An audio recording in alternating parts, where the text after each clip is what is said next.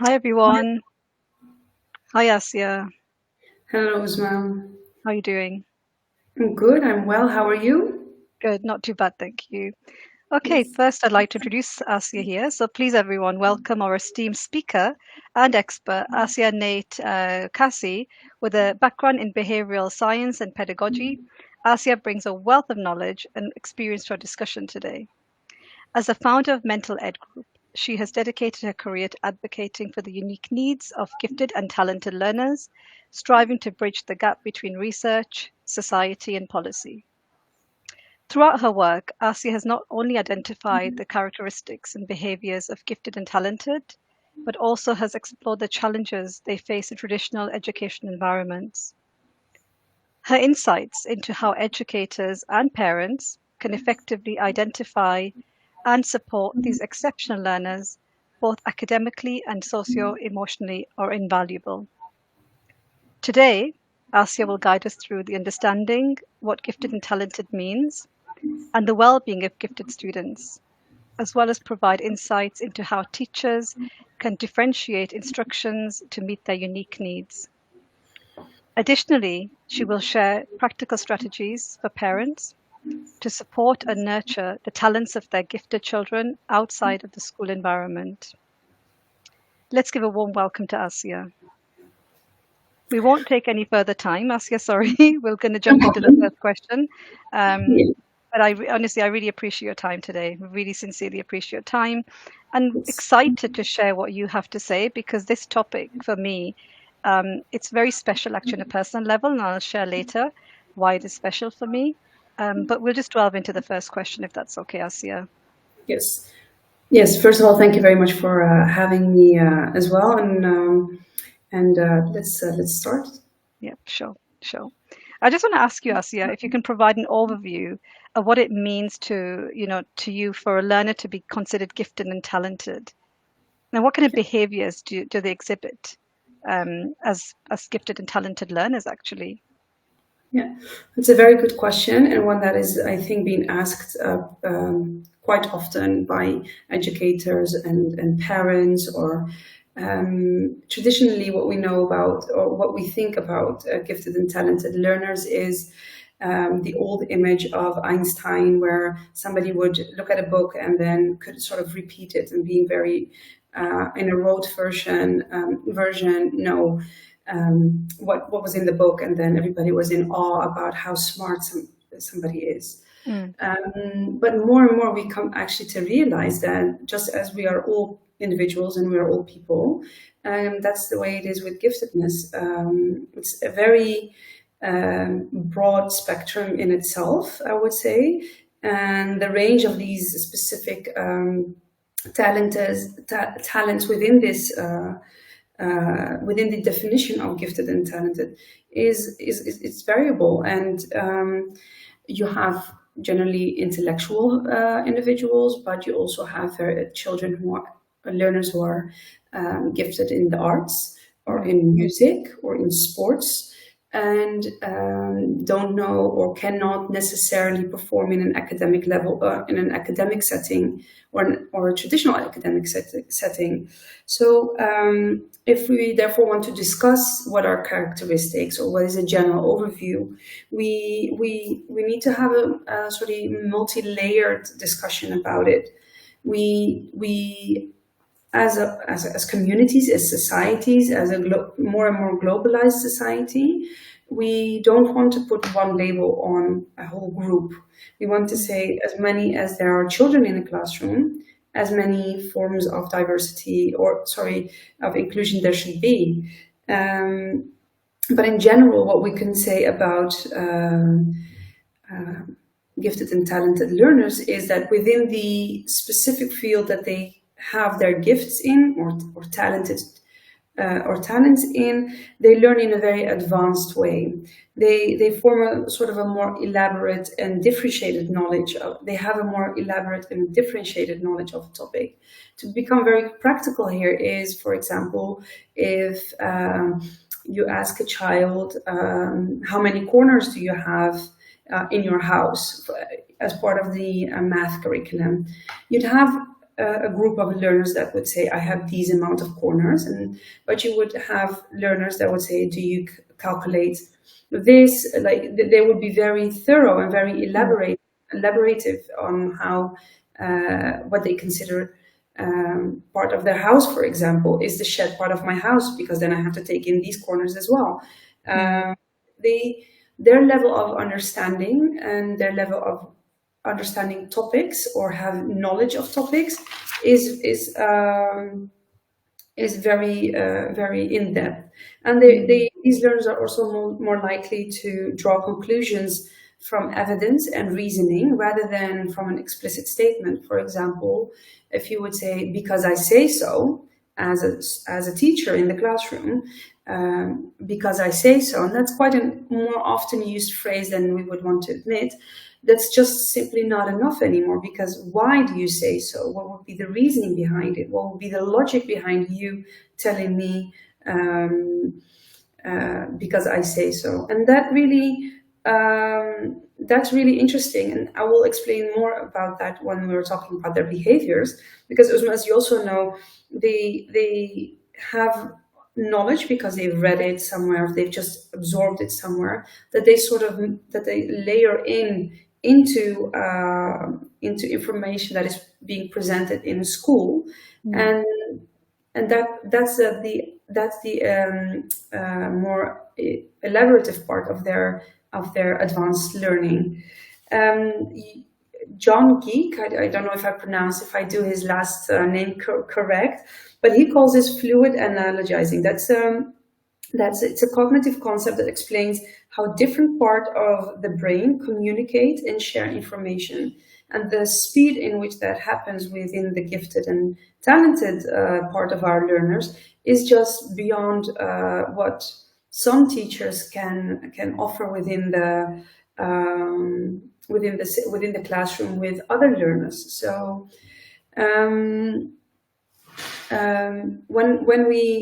the question is what is their characteristics or their behaviors, well, they have a high level.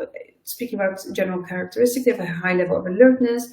They have a great sense of curiosity. It's comprehensive of complex ideas.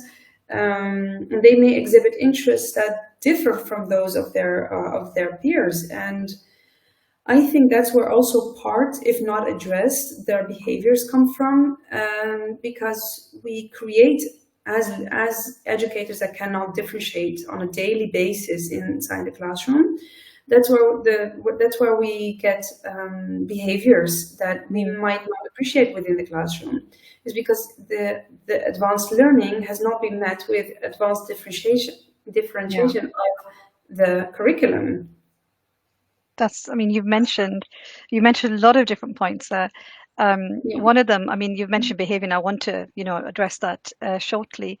But you mentioned the classroom environment. Yeah. How easily can it catch up to a child like that, or can it ever catch up with a child like that if the system is not changing? We obviously know every single learner is different. We know that, and we often say that. But when they're gifted and talented, and at the pace of learning, for example, how can an educator keep up with that in a classroom environment when they have 30 of the children, for example? Exactly. And that's so without starting the debate here whether or not gifted and talented should be in a regular classroom, right? Because let's assume, for the sake of this question and this session, that we are talking about learners within a regular classroom. It is hard to keep up with that because there's quite a lot of things that we have to work with the traditional educational system in order to achieve those positive outcomes. For example, has been quite a lot of research where gifted and talented children have been asked over periods of times how they have experienced their primary years and their secondary years. And students tell us that their classrooms don't provide the most appropriate opportunities, or that teachers have a limited capacity to even recognize or identify the multiple ways of how students can be gifted. Again, if a child is gifted, for example, in academia, that is mostly our classic view of what giftedness is. But say a child is the next piano prodigy, then we don't really recognize that as it's a giftedness, because we sort of think, well, that you do in music school, but here you have to learn history, etc., etc. And some children don't have space for both. Mm, So that's why you see parents that they pursue a musical career for their children, but mhm, then they hire private tutoring or private sessions, private learning. But if we look at a very regular classroom, we sort of still see that teachers lack. There's a lack of subject matter knowledge that could actually satisfy the learning need of a child with who is gifted. that's And interesting. sorry. That's very interesting. Yeah, Yeah. I would say so because, for example, in a primary school, we know that traditional primary classes are, unless you're in an international school, because my experience with schools is mostly based on international schools.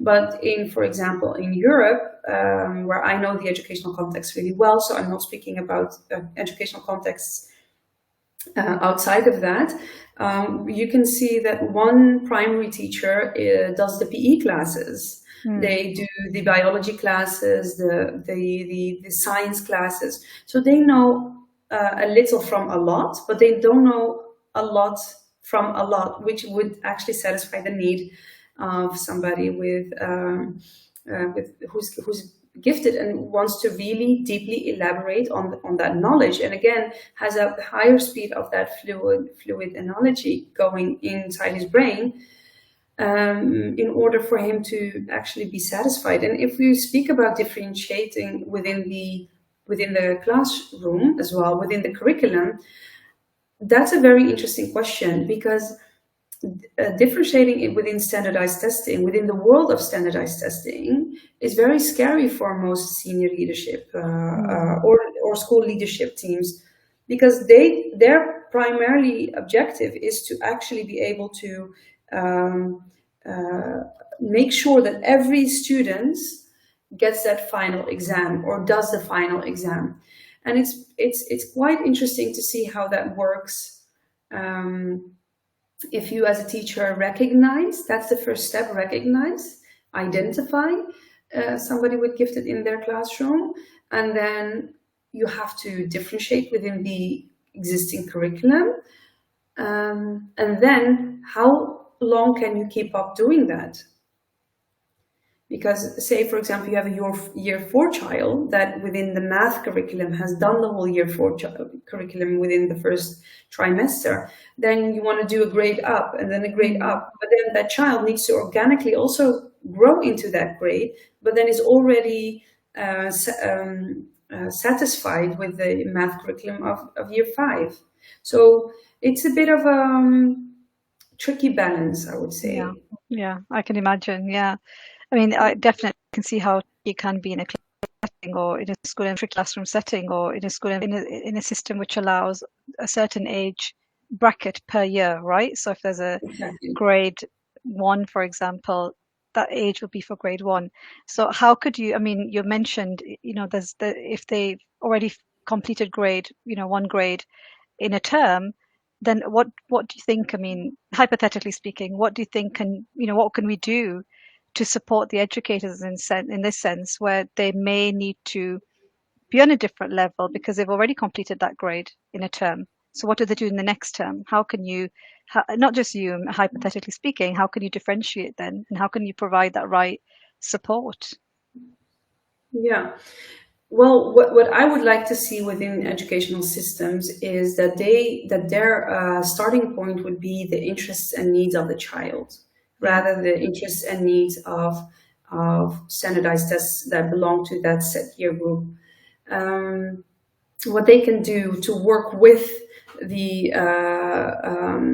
education system rather than against, as some of the viewers said, is you can accelerate the content, but not just leveling up, but also elaborate more. So you can add depth into the already existing content, add Yeah. complexity throughout all the tasks that they need to do. A very nice example would be from a school that I visited in the Netherlands on a personal level, where they had 4 chilies on the wall with names, like they would be like plastic folders with 4 chilies, and their math work would be in the right chili where they are. So, as an actual chili that you can eat, and super Yeah. hot would be the end level. And then they could gradually, it's the same math subject, but gradually it became more complex. Mm. So they were really speaking to the reasoning, the problem solving, and the analyzing skills of children within. So they try to differentiate within that same level, within the same subject of math, but within how can we play with the content. Yeah. So to avoid going into another grade level content, because they already foresaw that they could already foresee that when you do that, you will have troubles. You're just literally only passing the child around the school system rather than Yeah. actually working. That you're passing it along the years. And then when a child reached that level and mastered the level of super hot, it would have given the teacher time to actually understand what does this child need more, and also to have a conversation with the parents to say, what does your child want more out of Yeah. this curriculum? I do like that. Yeah, I like that way Yeah, because it's not like you said, moving the child around. You have the child in the class, but you've just now you're getting deeper into the subject matter. So it's really getting that, I guess, should we say mastery level of learning, or even yeah, expanding that knowledge in that particular topic. I like that. Yeah, that's a yeah, really interesting yeah. story And that in you've the shared with me. context, yeah, and in the context of international schools, it's even, I think, slightly more difficult. You're UK based, so the general rule is that everybody would speak English when they're in school. In an Yeah. international school, for example, here in the UAE, you would have a year four, but it can really consist of children who maybe have never had a word of English. So Mm, an educator is really balancing quite a lot of balls, because you have children who need an extensive amount of EAL. So that's one batch within the group. mm, Then you'd have children who might be gifted or are gifted but undiagnosed or mm, unseen. And then you have what we say, the middle chunk of, this is a level everybody is expected to be on. yeah. Um, and then how much teaching time is left? Yeah. If and those are very real, very valid Mm, uh, reasons and situations. But as a parent of a gifted child, then it is, you always have to work with the current educational system, which means that you might sort of have to find ways where you say, I would want to support my child outside of the educational system, but mm, I will leave my child within the educational system so it can form social bonds, it can form friendships, it can understand that it has to work with other children and people that might not operate on the level that he or mm, she is in. Or you can choose to, for example, homeschool your child so you can accelerate on the level that your child is accelerating in. yeah. True. That's a really good point that you've made. But how would parents recognize? I know we've spent some time talking about educators, but how would parents recognize their child may be gifted or talented in a particular topic or subject? Yeah, well, so the most common ways is, for example, when a child has taught himself to read at a very young age, Yeah. or for example, if it crawls behind the piano and it can do a whole recital without even knowing how to walk. Yeah. And then you'd always have those parents, oh, it started because I knew he could play the piano before he could even properly walk. But we Mm. know from very, very, well, numerous examples within the art world that that is indeed a true, it can be a true thing.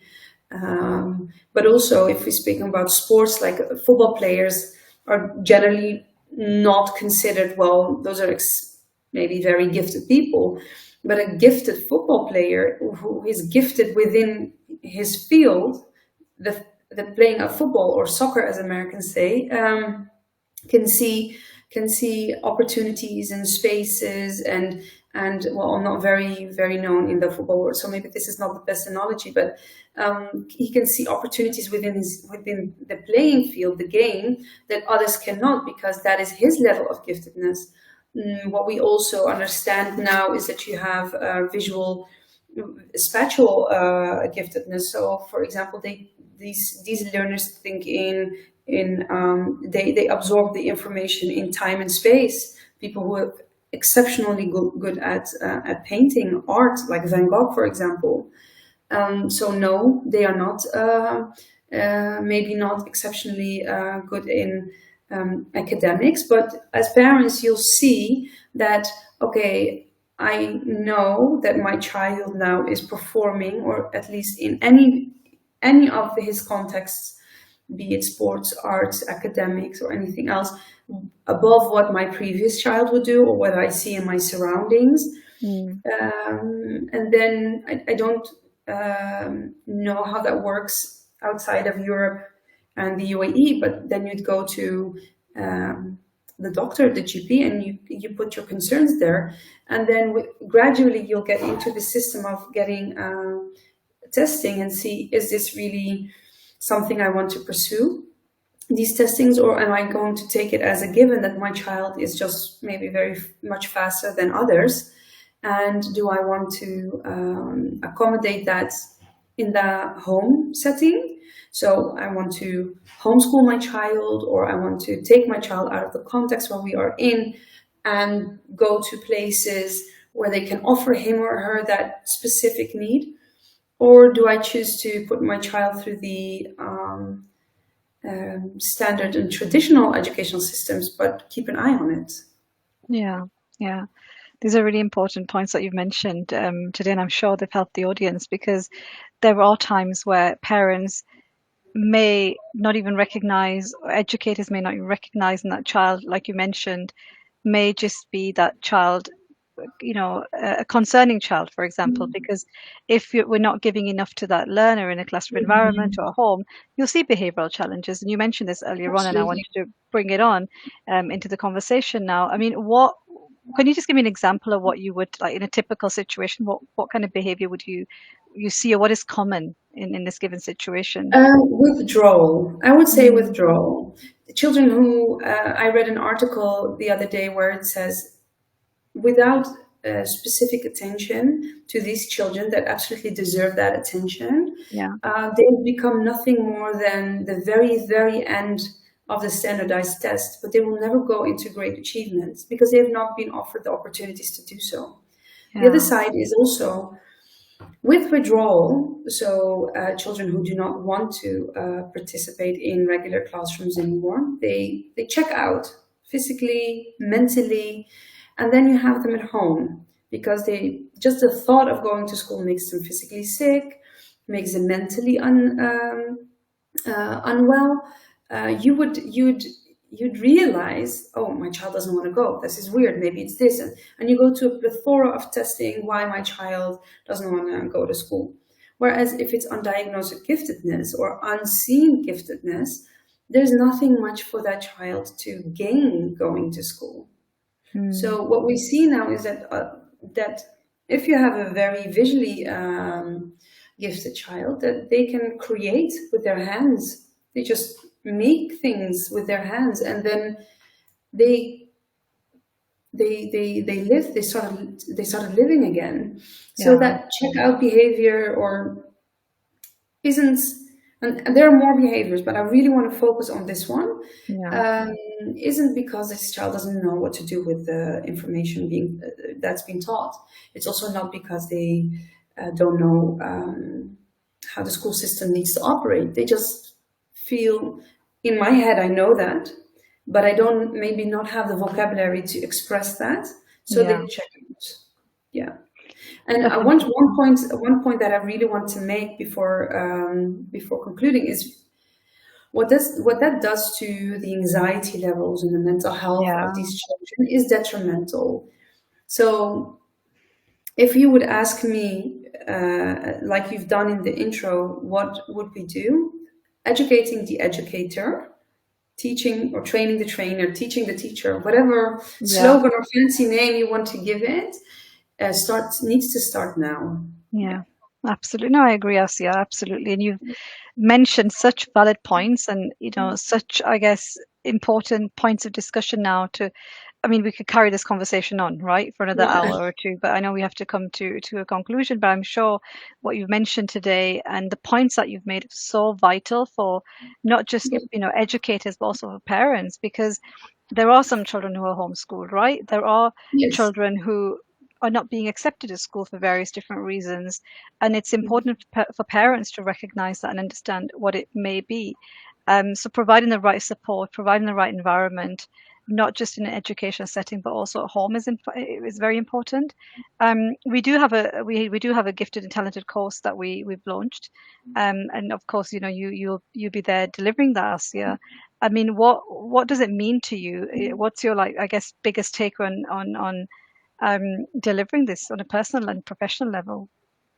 Well, I've used to work in a clinic. It was clinic based for children. It was only for children with autism, where I suspected that maybe the autism wasn't necessarily what was in the way of the child functioning the way the child did, but rather a giftedness that just Wow, couldn't flourish. that's And interesting.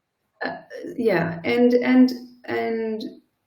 that child really is still very with me. And what would it have done if it had the contextual factors of being able, the socioeconomic factors of being able to flourish? Yeah, How would the life of the child look like? What to which heights could have he grown? And asking yourself that, so to identify the person first, like what does a person need, the child, the learner. I was never in a situation where I could really raise these questions, and I wasn't in a position to follow up on them.